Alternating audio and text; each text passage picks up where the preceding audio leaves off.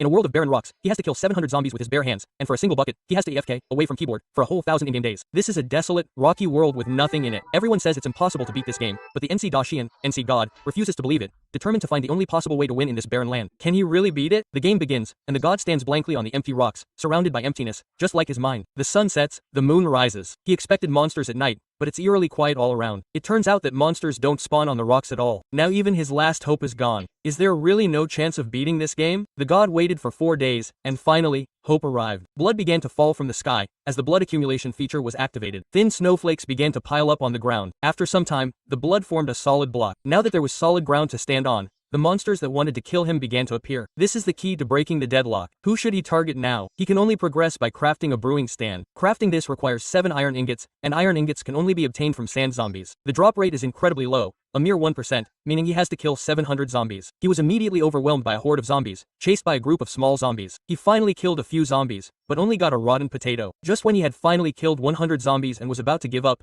a creeper nearby suddenly exploded. This explosion actually produced snowballs. 4 snowballs can be crafted into a snow block, giving him building materials. The god quickly ran to the plains biome and built a tall pillar with the snow blocks. This is a simple mob grinder tower. The 23 block height is just right for the zombies to take fall damage, leaving them with half health. Without water flow, he had to let the zombies fall down on their own. After a few more days, he finally obtained his first iron ingot. With the mob grinder tower, the efficiency increased several times. He spent day and night killing monsters below, and after 5 hours, he finally accumulated 7 iron ingots. But a new problem arose. Having iron without a crafting table is useless. You still can't craft or smelt anything. The only hope now is the wandering trader. If this trader spawns, he might have wood for sale. He stood shawshawly waiting in the snow, waiting until he was practically frozen solid, before remembering that frustrating game mechanic. Wandering traders don't spawn on snow. They need a solid block. Helplessly, the player had to start over, collecting snowballs to craft snow blocks and build a large platform for spawning. The phantom in the sky was still screaming, making his head buzz. Finally, the trader with the llama arrived. Checking the trade list, this guy had logs. Next, he needed to find emeralds. The player initially wanted to get them from foxes, but the map had a bug.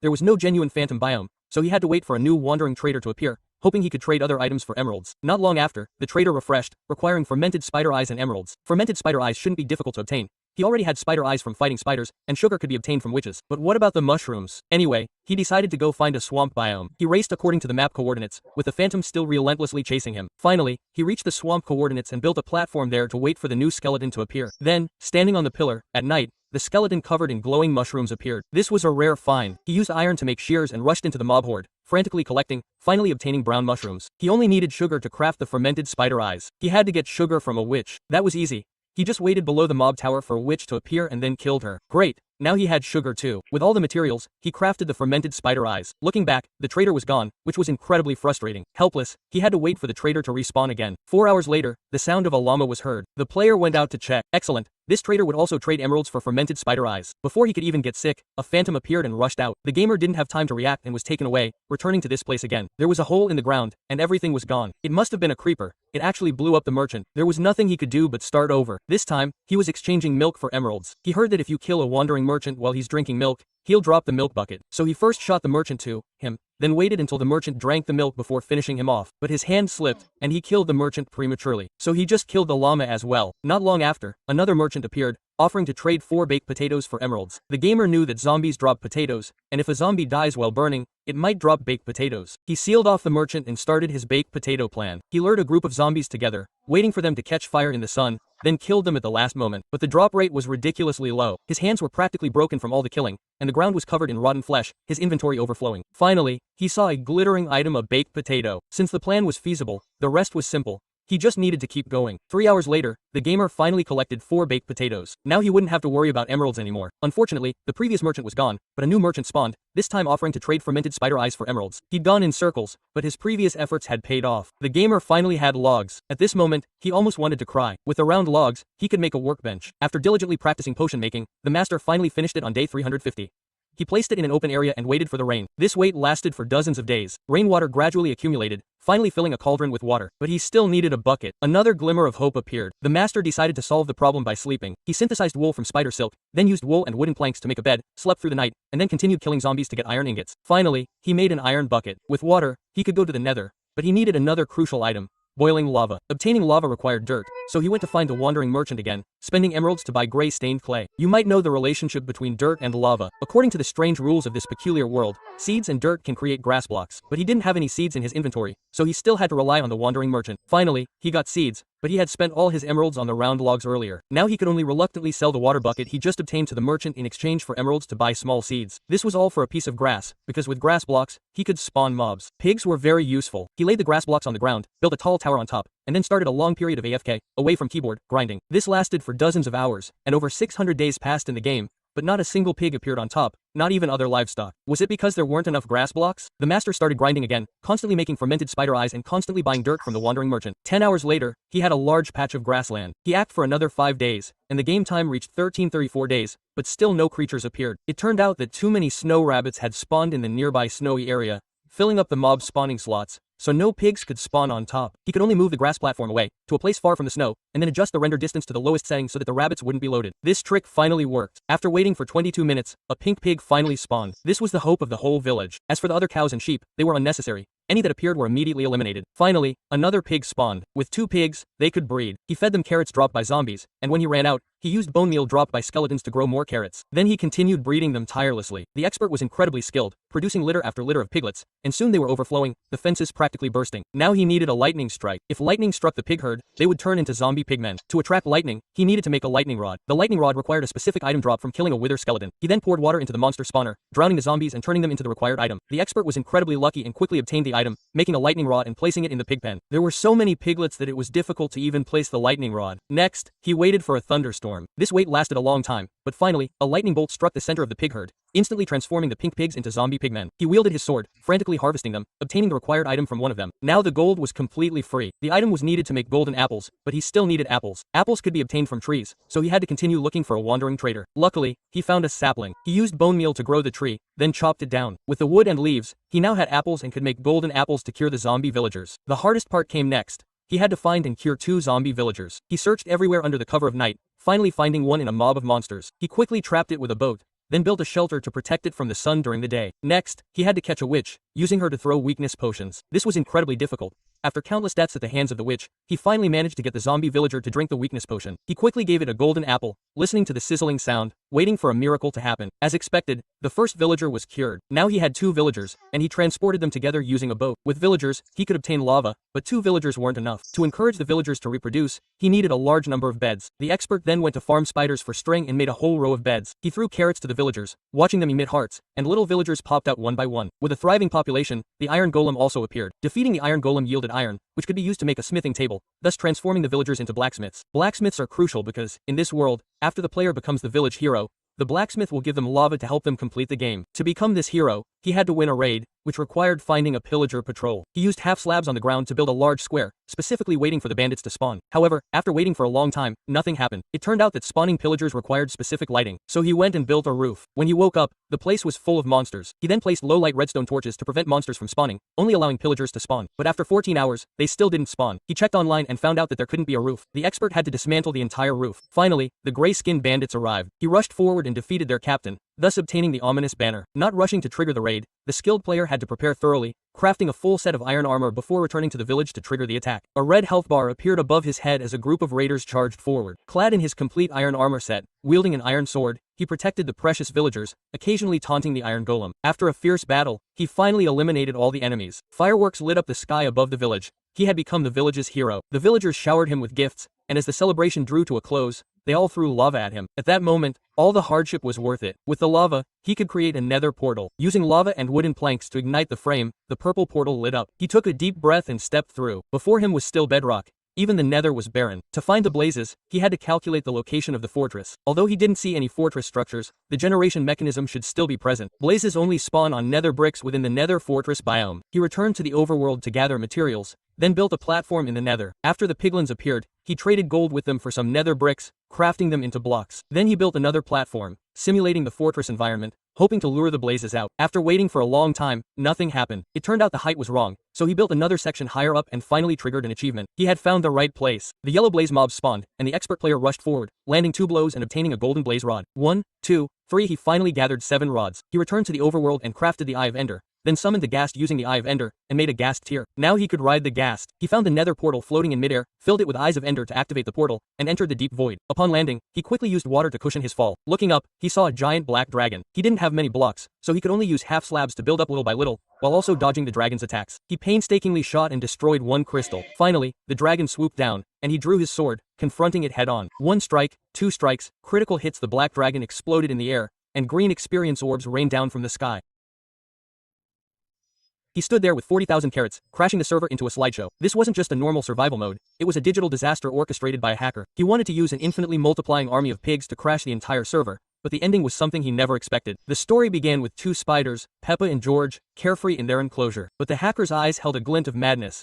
He wanted to break the world record for breeding the most pigs on a server. In single-player mode, this might burn out the graphics card, but on a multiplayer server, it was a prank. Imagine the scene. As soon as players logged in, a pink tsunami would engulf them. That kind of shock would definitely impress everyone. But this had to be done secretly, because his friend was warned simply for raising 200 chickens. The hacker didn't want to get into trouble. Raising pigs requires carrots from the sea. It takes 2 carrots to breed 1 piglet. Luckily, pigs reproduce incredibly quickly. He started working at his distant base, building a carrot empire, a 5-story vertical farm filled with cows, horses, and villagers. Each villager could harvest 90 carrots per hour. Although they worked slowly, the sheer number of villagers meant they could produce 43,200 carrots a day, a powerful logistical advantage. As the number of pigs increased, problems arose. There were so many pigs that they were all crammed together in the enclosure, getting crushed into meat patties. The pigs started trampling each other and losing health, and the expansion couldn't keep up. They had to move. The hacker dug a huge underground pit. This place was like a stone box. Although ugly, it was very practical. It could hide the pigs from being discovered, and they could be placed underground where there were many players. Players passing by the spawn point would experience lag, and thousands of pigs would ruin their gaming experience. With the carrots in place and the location secure, the breeding plan officially began. Pigs take 5 minutes to breed once, so he had to sit there and wait for each round. As the number of pigs surpassed 1,000, the game's frame rate plummeted. The numbers in the upper left corner flickered wildly, eventually dropping to single digits. The closer you got to the pigs, the more lag there was. The lag was so noticeable that someone finally noticed something was wrong. Player Ponji typed in the chat,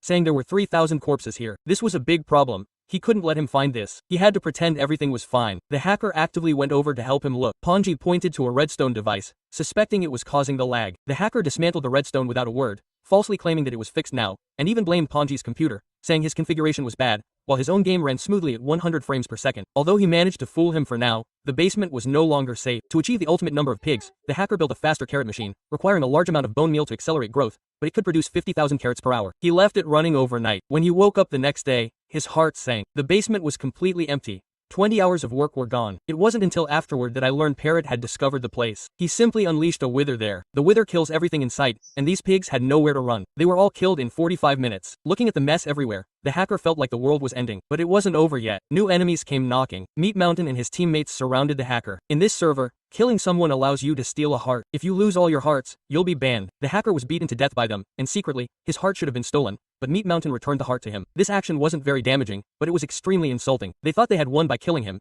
thinking that the hacker was finished now that all the pigs were dead, but this only enraged the hacker. Since they wanted to play, he decided to play big. The goal changed. It wasn't about playing pranks anymore, it was about forcing the administrator to ban him. Since they wouldn't let him raise pigs, he was going to raise them until the server crashed. Fortunately, he had backup pigs. There was a secret treasure behind the base, where the first batch of breeding stock was hidden. These pigs were enough for him to make a comeback. Hiding them there had 2 advantages. First, they would never be attacked, and second, it was right next to the carrot farm. Pigs have a tendency to go towards higher ground, and the hacker used this to his advantage, luring them out with carrots. But this path was very risky. If anyone saw them, it would all be over. He had to be very careful. He led the pigs to a pen. They only needed to survive for an hour, which was enough to cause trouble. The hacker called in 2 reliable teammates. One was his old partner, Duke, and the other was Bacon Waffle. The 3 of them started working overtime late at night, playing a guessing game while feeding the pigs. The scene looked quite heartwarming. When there were enough pigs, the hacker began his performance. He was going to send the pigs to the surface using a giant water elevator, spraying them out like a fountain. A pink tsunami instantly flooded the spawning point. The entire mountain was covered in pigs, densely packed and still wriggling. Players who logged in the next morning were stunned by the sight,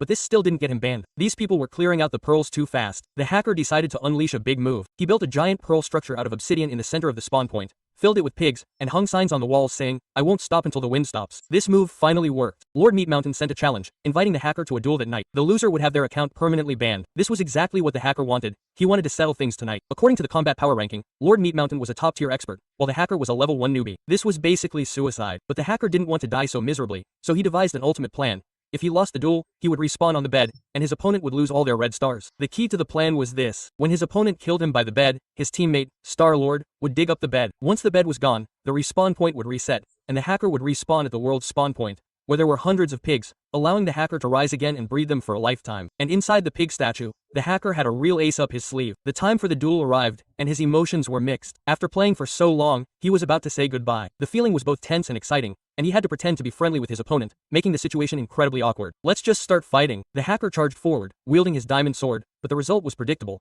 He was knocked down in 2 hits, but this was all part of the plan. He clicked the respawn button and returned to the white bed, with Lord Meat Mountain standing guard nearby. Now, it was Star-Lord's turn to act. It was time to dig up the bed, but Star-Lord didn't move. The bed remained perfectly intact. The hacker frantically sent messages on the virtual sword, but Star-Lord seemed to have lost his internet connection and couldn't receive any messages. The plan was completely ruined. The hacker could only bite the bullet and stall, typing on the screen, saying, "Wait a moment, I need to give a speech before my account is banned." The excuse was terrible, and the situation was so awkward that it made people cringe. After 3 whole minutes, Star-Lord still didn't respond, and Meat Mountain also lost his patience. With a swift move, the screen turned gray and went dead, the connection was lost, and the hacker was banned because his red hearts were depleted. Although the whole process was full of unexpected events and the ending was somewhat comical, the goal was finally achieved. The hacker looked at the black screen, ending his task of mining 5 million blocks of lava, building 300 redstone machines, and enduring 7 consecutive days of hellish torture. This wasn't some server cleansing plan. It was merely a slight effort by the hacker for $1,000. That friend of his would never guess that because of a single taunt, this sea of red fire was about to be completely wiped out, leaving behind only a desolate wasteland. Standing on the edge of the cliff and looking down, an endless red sea stretched before him. This was the battlefield for the next 7 days. The hacker had to find the dragon egg buried by F in this sea of lava. This was like searching for a needle in a haystack, but the bet was set. If he couldn't find it, he would lose $1,000. The hacker had no way out. He could only bite the bullet and proceed. First, he used the most primitive method, taking out sand and filling it in block by block. The sand sank into the lava, making a sizzling sound. 10 minutes passed, and Gandhi's hands were getting a little sore. Looking back, the area cleared of lava was still smaller than the size of his palm. This was like trying to empty the ocean with a spoon. At this rate, it wouldn't be finished in 7 days, let alone 7 years. He had to change his approach and use technology. The redstone flying sweeping machine made its debut. The pistons pushed forward rapidly, making a clicking sound. The machine moved forward like a bulldozer, and the scorching lava instantly disappeared, gradually revealing the dark red nether rack beneath. This method was indeed effective. Looking at the rows of neatly cleared ground, Gandhi felt a little relieved, but the speed was still too slow. According to this efficiency, by the end of 7 days, he could only clear about 1/10 of the lava. By the time he finished clearing the lava, Sif would have already run away with the money. No, he needed a more drastic solution. Gandhi frantically searched online for information, scouring through videos from redstone experts, and finally found a hybrid design that combined speed and efficiency. Theoretically, it could allow the machine to extend indefinitely, clearing hundreds of meters in a single pass, increasing efficiency by 80 times. Chief was definitely going to be stunned. Materials prepared, the machine pulsed with red light, the pistons poised to fire, the yellow sticky substance very adhesive. The huge long machine spanned the entire lava lake, looking like a mechanical dragon. He flipped the switch, and the roar of the pistons instantly echoed throughout the nether. The entire lava sea began to tremble, row after row, the red liquid instantly evaporated. The scene was magnificent, but then, something unexpected happened. The machine suddenly jammed. The previously smooth piston sound abruptly stopped. Looking closely, it was over. Gandhi had been too hasty when building the machine and forgot to hollow out the mountain on the side. The machine crashed into the mountain and stopped. Even worse, there was still residual lava directly beneath the machine. This was a rookie mistake. There was nothing he could do but stop and counterattack. He had to dismantle the machine, dig through the mountain, and reassemble it. Time was ticking away, and every second was costing him $1,000. Just when he finally fixed the machine, a new problem arose, and this time it was deadly. The monsters from the nether seemed to have detected the invasion. Ghasts circled overhead, launching fireballs one after another. With a loud crash, before Gandhi could react, a giant pig charged out and carried him away. These creatures were too much to handle. He couldn't work in peace. He had to find a way to make them disappear. According to the game mechanics, there's a limit to the number of nether monsters that can spawn. If he could fill up the spawn limit with a powerful creature, other monsters wouldn't be able to spawn. Gandhi's first thought was the wither, so he went to the wither spawning machine, but after idling there all night, things got out of control. They didn't stay in their cages, they all escaped. Dozens of withers roamed the open ground. The scene was like something out of a horror movie. After much effort, he finally managed to put them back in the cages. Mission accomplished. The whole world was quiet. There were no ghast screams, no pig squeals, only the regular hum of the machine. Finally, he could proceed at full speed. It was the 4th day. The lava lake in front of him had almost completely dried up, revealing a large expanse of red netherrack. This was once a bottomless sea of fire. Now only dry lava and netherrack remained. But where was the dragon egg? Gandhi searched every corner, even digging up every single stone around him. Besides lava blocks and netherrack, there was nothing. He started to panic. Was he being tricked? Or had the dragon egg been burned by the lava? Impossible. Dragon eggs are invincible. He had no choice but to call Chef on the phone. On the screen, Chef was smiling with a smug expression. He glanced at the faint bloodstain nearby and said, "Brother, you've completely come to the wrong place. The real lava is to your west." Quote, at that moment, Gandhi felt like the sky had fallen. He spun around and flew westward, soaring over the towering nether mountains. The sight before him was despairing. It was a real ocean, 10 times larger than the small pond before, stretching as far as the eye could see. Even worse, the terrain here was extremely complex, with stone pillars hanging down from the ceiling and islands suspended in midair. These obstacles were like a labyrinth of bones, blocking the machine's path. The flying machine's greatest fear was obstacles. Even the slightest contact would cause it to break down. Sif's move was too vicious. He had hidden the dragon egg in a dead end where the machine couldn't operate. Only 3 days remained. Draining such a vast ocean and navigating around those islands was simply impossible. The $1,000 seemed to have grown wings and flown away. Should he give up? Gandhi looked at the islands he so detested, and his fighting spirit was completely ignited. Since the machine couldn't get through, he would clear the path himself and dig away all these islands. This was a crazy decision. These were 2 massive nether mountains, but in the face of $1,000, nothing was impossible to dig through. And so, the operation to remove the nether began. Gandhi, wielding a highly efficient diamond pickaxe, rushed towards the suspended island. The pickaxe swung, leaving a blur of motion, and the digging sounds echoed continuously. Netherrack fell like rain, filling his backpack instantly. 1 hour, 2 hours, 10 hours. He transformed into a relentless digging machine, his fingers flying across the keyboard, his eyes fixed on the screen. To avoid digging even an inch off course, he even marked the boundaries with sand. The massive islands were gradually destroyed, the suspended land disappearing from sight. The previously cramped space became open, and the feeling of destruction overwhelmed his physical exhaustion. Finally, all obstacles were cleared, and the view became incredibly open. Now, nothing could stop the machine. To make up for lost time, Gandhi also developed an unprecedented gigantic machine. Its double-layered structure could devour 2 layers of magma at once. The moment it started, it felt as if the earth was shaking. The huge mechanical beast advanced, and the red sea level dropped at a visible speed, with astonishing efficiency, as if a plug had been pulled from the ocean. Occasionally, a few stray creatures of the Crimson Tribe trembled on the remaining magma. Before they could react, the machine crushed them, pushing them and the magma together into the abyss. He kept a close eye on every inch of exposed ground, afraid of missing any trace of the dragon egg. Only 2 days remained, and there were still 800,000 grids of magma to drain. The machine had to operate at full capacity, draining 400 grids per minute, but that wasn't enough. The deep pits that the machine couldn't reach had to be filled manually. Working non-stop, Gandhi's eyes were bloodshot, and his nerves were stretched to the limit. Just as the machine was pushing through an area near the lava bed, he casually glanced down and saw something black in the corner where the magma had receded. His heart skipped a beat. Yes, it was the dragon egg. It stood there quietly, hidden in the deepest part of the magma. With trembling hands, he chipped away at the dragon egg, put it in his backpack, and quickly disguised the scene back to its original state. A daring plan began to form in his mind. On the 7th day, the deadline arrived. Chief logged in on time, and his maliciousness could be felt even through the screen. He flew to the square that had already been drained, and looked at the empty ground, laughing even more wildly. "What's wrong, brother? Didn't find it?" Quote. His voice was full of sarcasm. Gandhi stood there, head bowed, saying nothing, deliberately appearing incredibly dejected. "I'm sorry, I really tried my best." As soon as Chief heard this, he instantly became as excited as a child, shouting, "The $1,000 is mine. I knew you wouldn't find it." Quote. He pointed to the coordinates where the dragon egg was hidden. "Look here, the dragon egg was originally here. Did you destroy it?" Looking at his smug face, Godfather coldly interrupted him. "No, I didn't destroy it." He took out the purple-black cube from his backpack and gently placed it in front of him. The air instantly froze, F's laughter stopped abruptly, and he froze in place for a long time without moving. "This is impossible. How did you find it?" "Because I searched every inch of this place." The previous disappointment was all an act. This reversal feels incredibly satisfying. Chief finally realized that he had been completely fooled. He screamed in frustration into the microphone,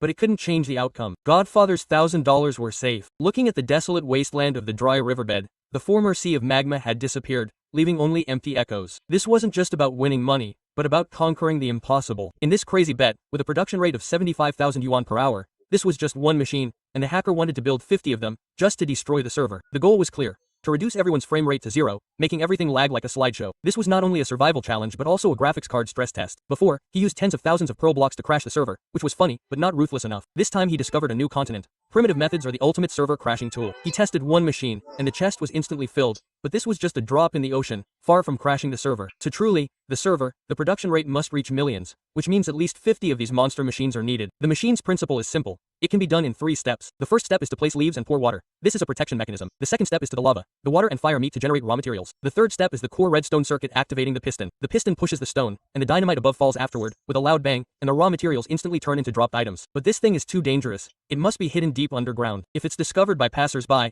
the conspiracy will fail. So he used explosives to create a huge cavity underground, prepared a whole bunch of leaves, and a massive amount of redstone materials. It didn't look like he was playing a game. It was more like he was running a factory. 12 machines were working simultaneously, a streamlined operation. The hacker's movements were so skillful it was heartbreaking to watch. He didn't even need blueprints. He laid the redstone circuits with his eyes closed. The repeater placement was second nature to him. Finally, he pulled the lever, connecting all the machines. With a low rumble, the factory officially started, producing 15,000 raw materials per minute. Standing in the middle of the machines, he could already feel the game lagging, but that wasn't enough. The raw materials were all underground where nobody could see them. To annoy others, he had to transport the garbage to the surface. He built an extra long water elevator pipe, using bubbles to propel the raw materials into the sky. Looking at the endless rain of stones, he felt it still wasn't enough. He had to double the number of machines, directly increasing it to 30. So at 1 in the morning, he was still frantically mining stones.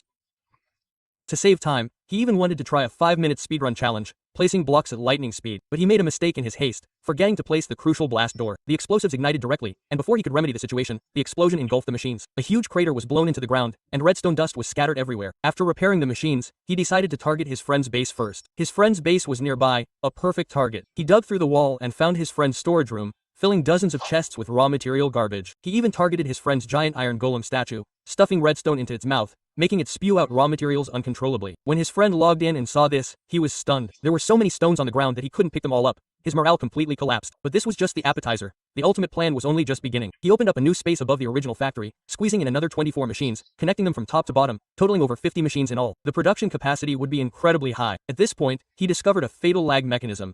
If items got stuck in the bubble column, they would float up and down. The server had to calculate the number of entities and their physical movement, which would double the lag effect, or even increase it exponentially. So he modified the pipe exit, leading it directly to the dry land in the entrance, even hiding the pipes in a tree to create a hidden door. With everything prepared, he lured Dryland into the center of the trap. Dryland, completely unprepared, climbed down the ladder and saw only a few raw ores inside the glass, even mocking the situation, unaware that the gates of hell were about to open. The hacker pulled the lever, and the redstone signal instantly activated. 50 machines roared simultaneously, TNT exploded like rain, the sound becoming a continuous roar that threatened to shatter the headphones. Dryland was still in a daze when the disaster rushed up the pipes. Within 4 minutes, 100,000 raw ores flooded the small space. When the first wave of ores arrived, Dryland hadn't even reacted yet, followed by the second and third waves. The debug interface showed the number of entities skyrocketing wildly, 2,000, 20,000.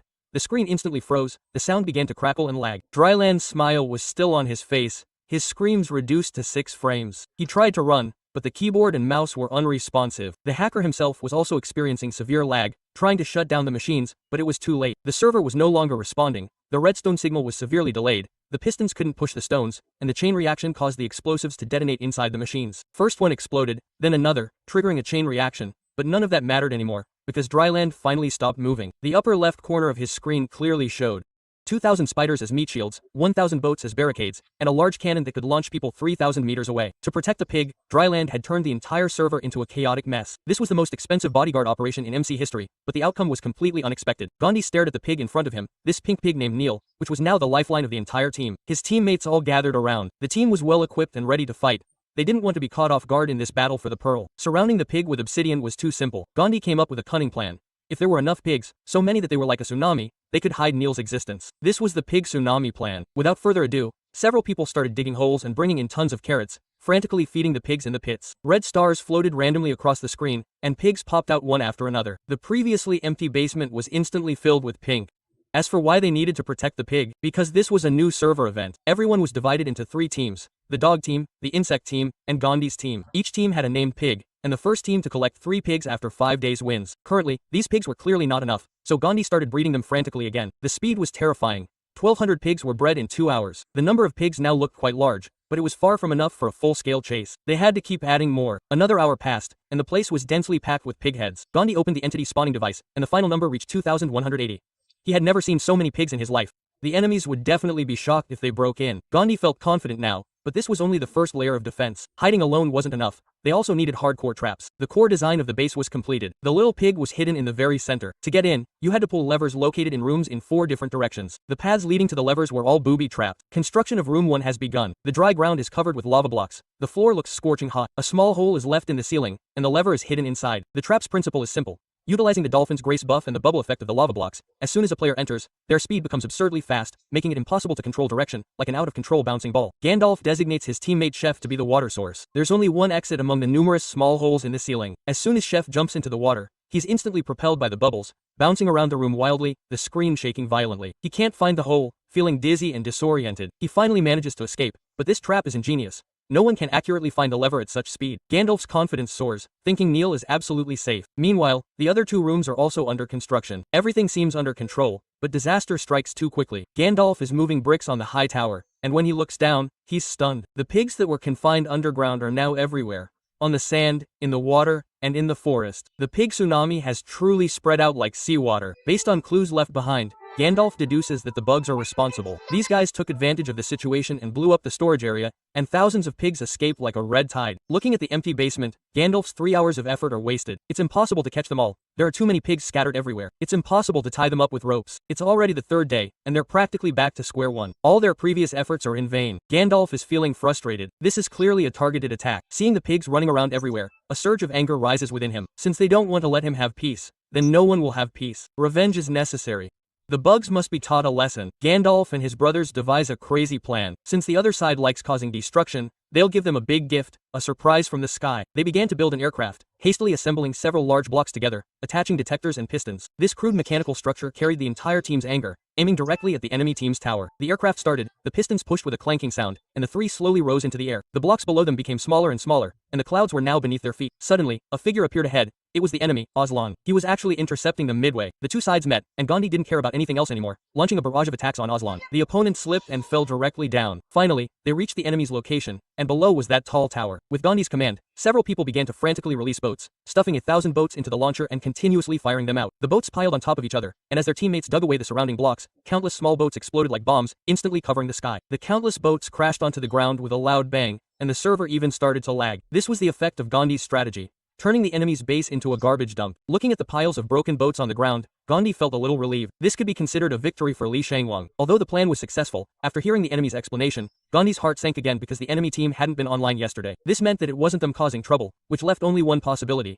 It was the dog team's doing. This was very awkward. The two teams were fighting fiercely, but a third party was benefiting from the conflict. The situation was now very serious. Neil's safety was at stake, and there was only a little over a day left. They had to find a way to remedy the situation. Che and Rak were still working on the Constitution, and rooms 2 and 3 were completed. One was a complex maze, and the other was a crazy parkour course, but these weren't fatal yet. Gandhi decided to take matters into his own hands and be responsible for the last room, the most dangerous one, room number 4. He wanted to create a weapon of mass destruction, something that could send people flying into the sky. This wasn't just for defense, but also to prove himself. Before, he had built a similar cannon, but it backfired and killed him. This time, it had to be version 2.0, named the Bland's Cannon. Gandhi stood in room number 4 and began arranging obsidian blocks. This wasn't just a trap, but more like an execution platform. There were only 2 levers in the room. One was the safe route, opening the door to Neil, and the other was the death trap, connected to hundreds of TNT minecarts. If someone pulled the wrong lever, hundreds of TNT minecarts would explode instantly, blasting the enemy away. Gandhi was very satisfied. This was the ultimate defense. Meanwhile, his teammate Wu Kei wasn't idle either, continuing to farm resources above. Although not as efficient as before, he could still manage to gather some resources. Now, everything was ready, and they just waited for the final battle on the last day. The 5th day finally arrived, and the atmosphere was extremely tense. Gandhi didn't want to be passive. The best defense is offense. They decided to launch a surprise attack, targeting the strongest team, the bug team. The towering tower looked incredibly difficult to climb. Climbing it directly was definitely impossible. Gandhi pulled out his secret weapon, an ordinary fishing rod. This strategy was quite explosive. Using the pulling force of the fishing rod,